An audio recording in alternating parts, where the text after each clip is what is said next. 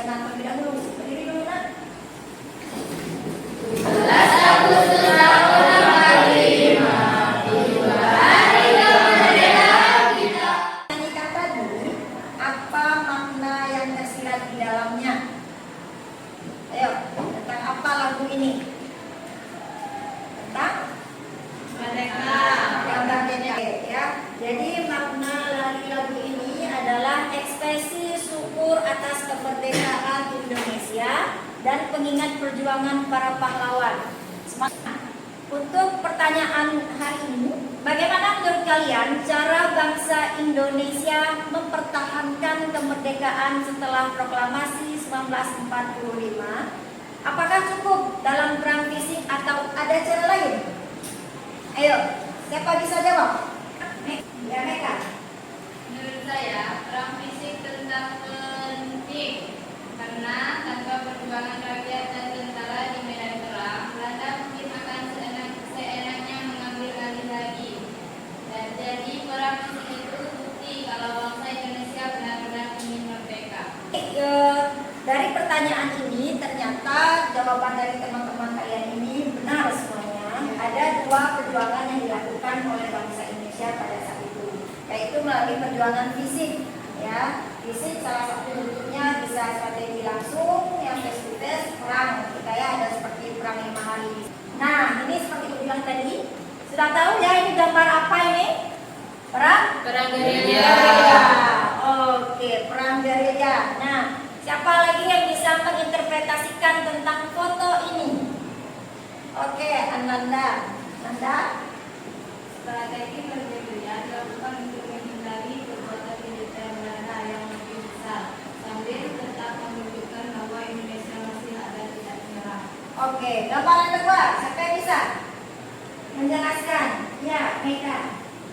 KMP menjadi titik penting karena akhirnya Belanda mengakui kedaulatan Indonesia secara resmi pada tahun 1949. Oke, nah dari dua gambar ini, nah kita bisa membayangkan atau menginterpretasikan bahwa perjuangan itu tidak hanya dari fisik aja, tetapi juga dengan diplomasi. Ini secara fisik atau perang gerilya, sembunyi-sembunyi di hutan, di gunung, ya, di pedalaman pedesaan, dan juga secara diplomasi atau perundingan. Ini perundingan terakhir yang keempat, yaitu konferensi meja bundar, sebagai bentuk bahwa Indonesia ini merdeka dan juga berdaulat, tapi diakui oleh dunia internasional.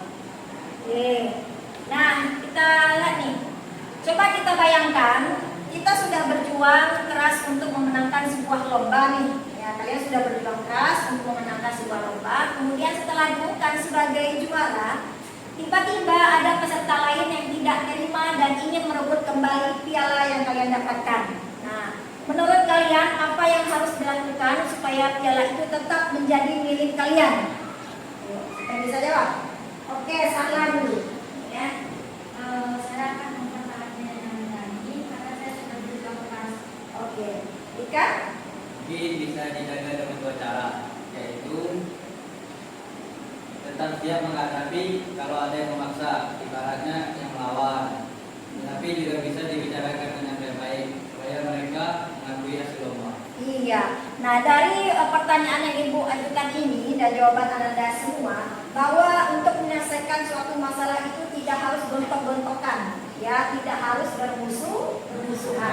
Walaupun sudah jelas kita yang menangkan piala tersebut, tapi untuk mempertahankannya kita juga harus berusaha, harus bersemangat. Perang Surabaya, kemudian perang di Medan Area, masih banyak lagi. Juga berbentuk gerilya. Gerilya juga akan kita bahas hari ini, yaitu perang secara sembunyi-sembunyi atau mendadak secara tiba-tiba. Yang ketiga ada juga dengan cara diplomasi, yaitu perundingan. Nanti kita akan bahas lebih lanjut. Itu bisa dikaitkan juga dengan materi kita hari ini, bahwa perjuangan itu tidak hanya secara fisik, tetapi juga dengan perundingan. Namanya itu adalah rasa syukur, kemudian berkorban, berjuang tanpa mengenal lelah, kemudian tidak mudah menyerah, disiplin, dan juga berstrategi. Ya, itu Ibu ada pertanyaan awal. Nah, kamu jawab. Ke belakang ya.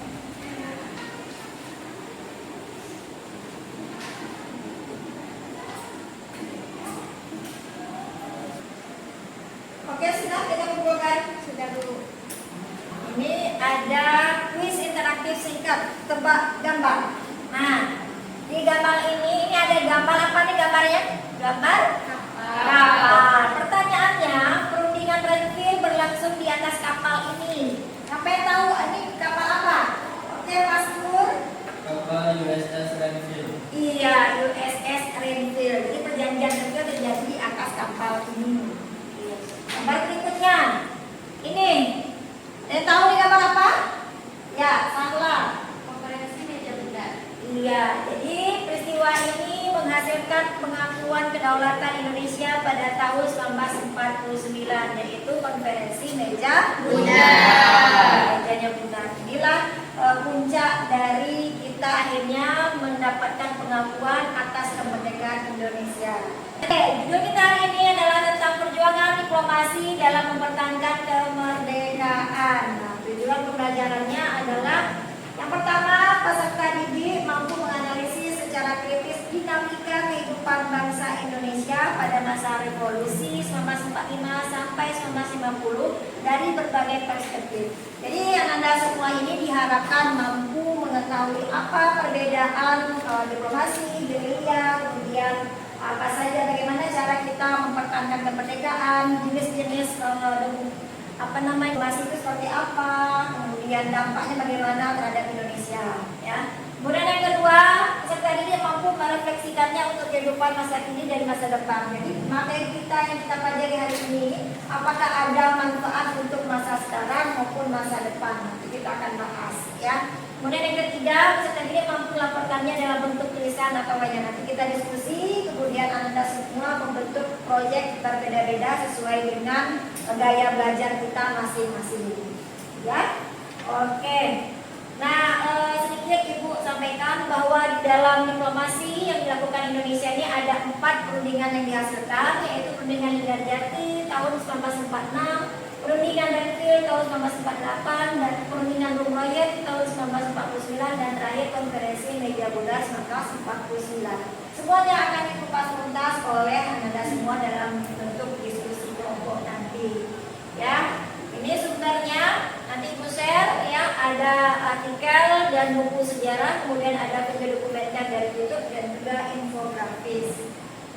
Oke, selanjutnya kita bentuk kelompok, ya, kelompok yang lalu yang sudah kita bahas, ya, ada 3 kelompok, ya. Siapa bentuk kelompok? Nanti Ibu akan bagikan SKPD-nya. Satu, ya, ini SKPD-nya. Kelompok 2 dan kelompok 3. Oke, pertama menganalisis isi pokok perundingan diplomasi ada Linggarjati, Renville, Rumroyet, dan KND. Kemudian mendeskripsikan strategi perang gerilya Jenderal Sudirman, kemudian menjelaskan keterkaitan antara perjuangan diplomasi dan gerilya, dan menyajikan hasil analisis dalam bentuk produk kreatif sesuai dengan minat kita semua, ya. Kelompok 1 berarti karyanya berupa poster. Kelompok 2 berarti karyanya berupa artikel, ya. Jadi kalian menulis. Nah, kemudian kelompok 3 berupa video dokumenter. Siap? Oke, berarti sudah tahu ya, bacaan juga sudah ada di SKPD tersebut. Jika ada kendala atau tidak jelas, boleh ditanyakan ke Ibu. Oke, segera dikerjakan. Oke.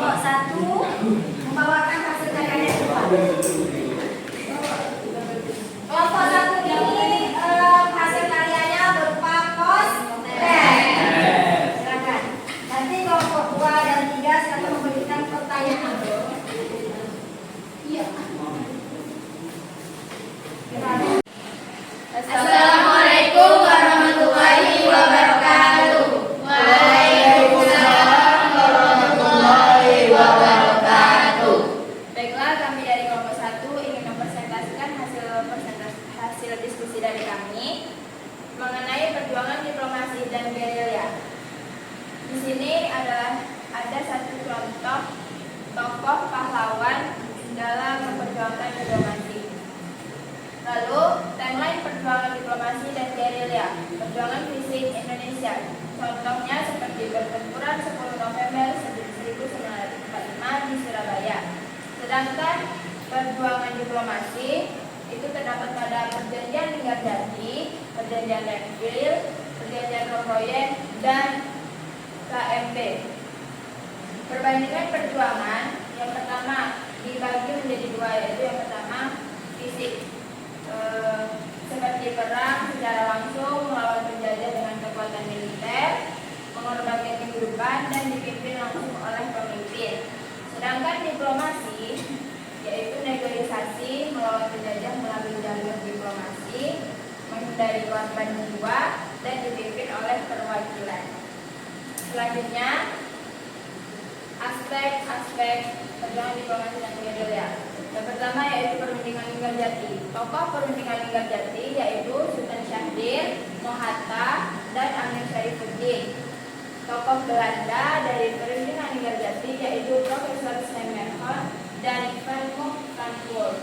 Waktu dan tempat perundingan Linggarjati pada tanggal 10 sampai 15 November 1946 di Linggarjati, Jawa Barat. Poin utama dari perundingan Linggarjati yaitu Belanda mengakui de facto Republik Indonesia atas Jawa, Madura, dan Sumatera. RI akan menjadi bagian Republik Indonesia Serikat atau RIS yang bergabung dalam Uni Indonesia Belanda. Selanjutnya, perundingan Renville tahun 1947 yang ditokohi oleh Amir Syarifuddin, Ali Sastrowijojo, dan Agus Salim. Tokoh dari Belanda yaitu Abdul Qadir Wijojoatmojo, R. Abdul Qadir, dan tokoh lainnya. Waktu dan tempat dilaksanakan perundingan Renville yaitu 8 Desember 1947 sampai dengan 17 Januari 1948 di kapal Bus Renville, Jakarta. Perundingan Rokoyen tahun 1949. Tokoh Indonesia yaitu Rom Dr. Leimena, Ali Sastrowijojo. Baiklah, sekian presentasi dari kami. Selanjutnya kami buka sesi tanya jawab. Untuk kelompok 2 dan 3 silakan bertanya. Bandingkan strategi perjuangan fisik dengan perjuangan diplomasi yang dilakukan bangsa Indonesia dalam menghadapi Belanda.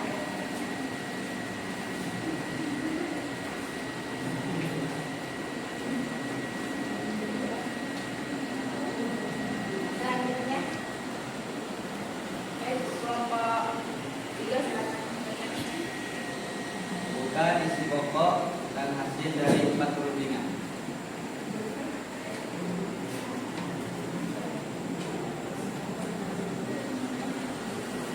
Baik, kepada kelompok-kelompok lain, izinkan kami mencari jawaban terlebih dahulu. Baiklah, kami akan menjawab pertanyaan dari kelompok 2. Perbandingan perjuangan fisik dan diplomasi.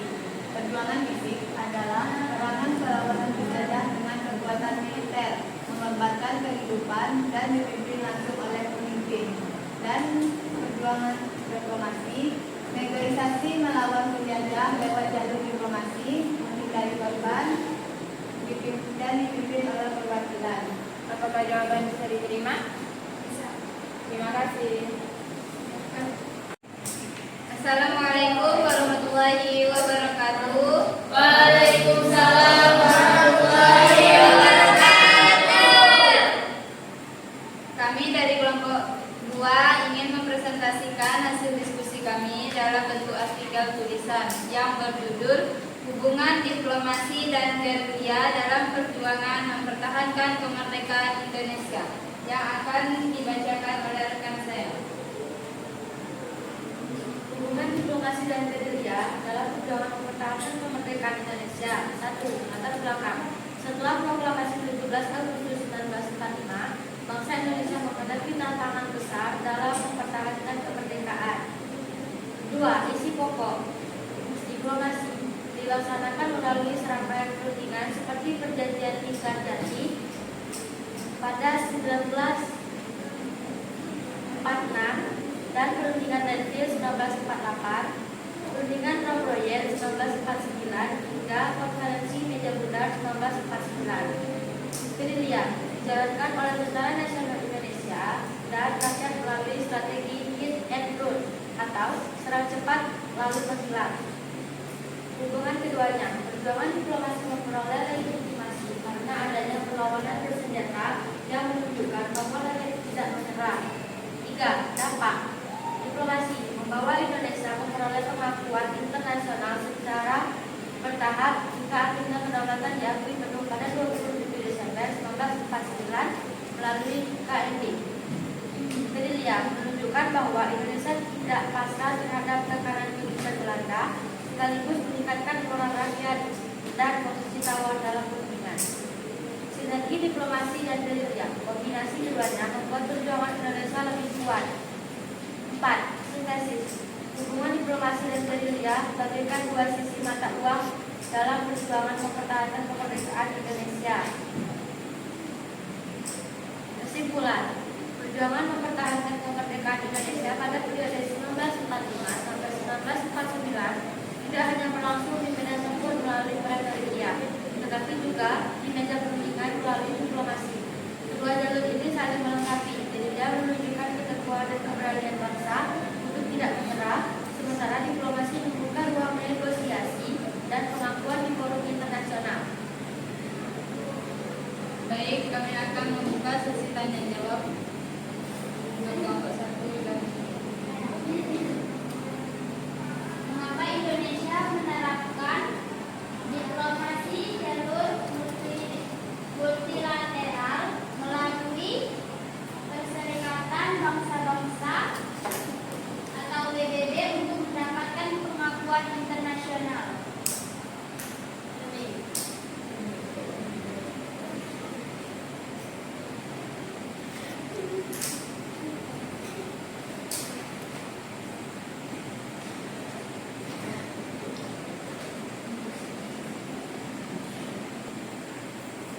Baik, kami akan menjawab pertanyaan dari kelompok 1.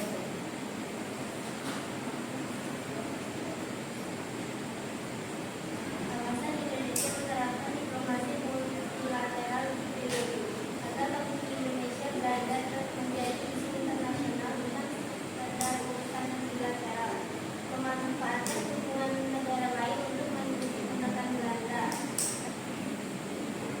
PBB memiliki komisi 3 negara atau KTN dan komisi yang berperan memediasi konflik. Melalui PBB, Indonesia memperoleh legitimasi global dan akhirnya mendorong Belanda mengakui kedaulatan pada KND 1949. Apakah jawabannya diterima? Siap, Ustaz. Assalamualaikum warahmatullahi wabarakatuh. Waalaikumsalam warahmatullahi wabarakatuh. Kami dari kelompok 3 akan mempresentasikan hasil diskusi kami tentang perjuangan diplomasi dan gerilya dalam bentuk video. Selamat menyaksikan. Perjuangan diplomasi dan gerilya oleh kelompok 3. Assalamualaikum teman-teman. Hari ini saya kelompok 3 akan membahas tentang perjuangan diplomasi dan gerilya dalam mempertahankan kemerdekaan. Melalui perjuangan diplomasi bangsa, Indonesia berupaya menunjukkan kepada dunia internasional bahwa kemerdekaan dan kedaulatan yang telah diraih bangsa Indonesia pantas untuk dibela dan dipertahankan. Selain itu, bangsa Indonesia berusaha menunjukkan sikap dan itikat baik dalam menyelesaikan perselisihan dengan Belanda. Berikut adalah beberapa upaya diplomasi dilakukan bangsa Indonesia untuk mempertahankan kemerdekaan. 1. Perundingan Liga Jati.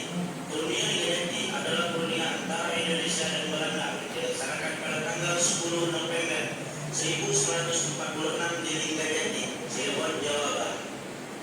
A. Belanda mengakui secara de facto wilayah RI yaitu Sumatera, Jawa, dan Madura. B. Belanda harus meninggalkan wilayah RI paling lambat tanggal 1 Januari 1949. C. RI dan Belanda sepakat untuk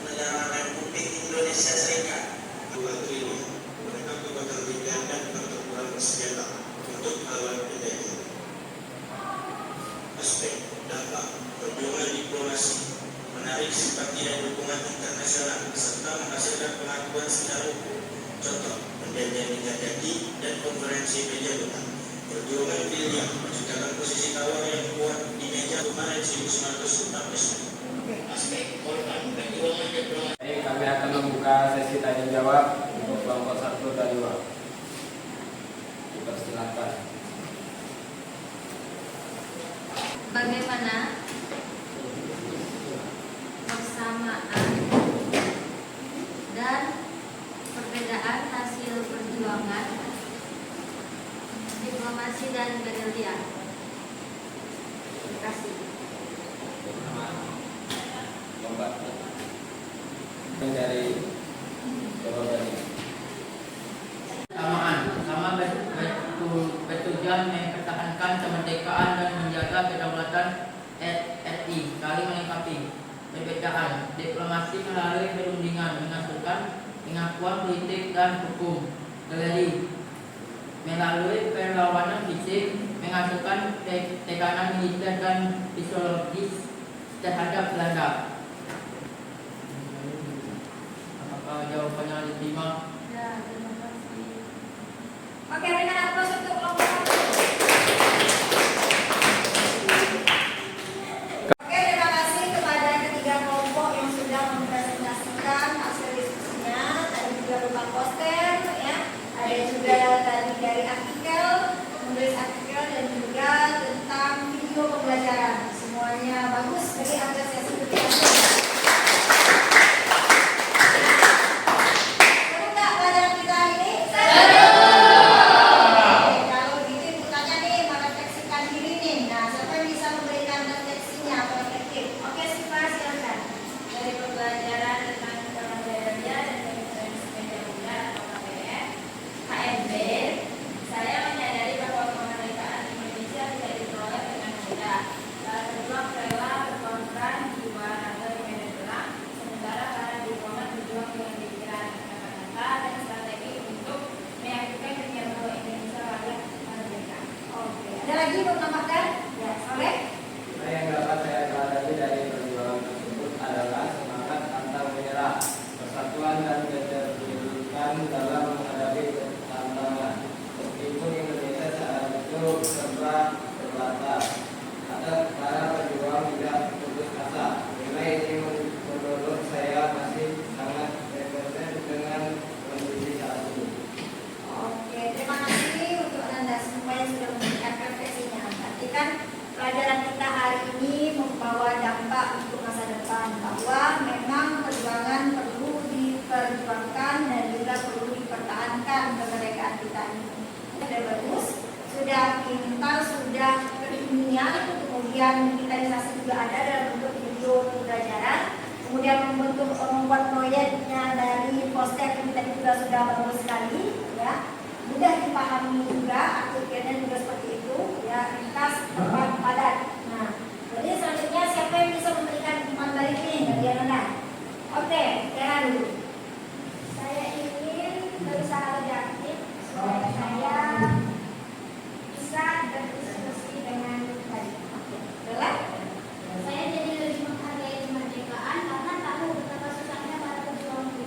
Iya, ya, jadi untuk mendapatkan kemerdekaan tentu butuh perjuangan, ya, korban jiwa seperti tadi. Kalau fisik kan ada korban jiwa, harta benda dan nyawa. Tetapi kalau diplomasi melalui pendidikan, strategi dan juga pikiran atau otak, ya. Oke, siapa yang bisa menyimpulkan materi kita hari ini? Silakan sana. Perjuangan mempertahankan kemerdekaan Indonesia dilakukan dengan dua cara. Pertama, yaitu melalui perlawanan fisik atau perang gerilya dan jalan diplomasi atau perundingan hingga KMB. Iya, jadi kesimpulan materi kita pada hari ini adalah bahwa dalam memperjuangkan dan mempertahankan kemerdekaan membutuhkan proses atau perjuangan, baik secara fisik yang menimbulkan korban jiwa dan juga diplomasi atau perundingan, dan itu membutuhkan strategi yang luar biasa melakukan langkah itu. Perencanaan pembelajaran selanjutnya, nah minggu depan kita akan membahas tentang dari RIS menuju NKRI. Nah, kalian persiapkanlah pertanyaan-pertanyaan itu, tugasnya membaca artikel dan buku sejarah di rumah, ya. Jadi